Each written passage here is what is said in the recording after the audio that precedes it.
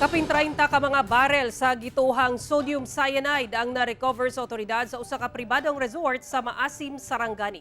Ana sa 37 ka mga barel sa gituohang sodium cyanide ang gibada-banaang nagkantidad og dulan 2 million pesos ang napalgan sa kapulisan ug mga personay sa DNR 12 Protected Area Management Board sa usa ka pribadong resort sa sitio Tampat, Barangay Tinutuos sa Maasim, Sarangani.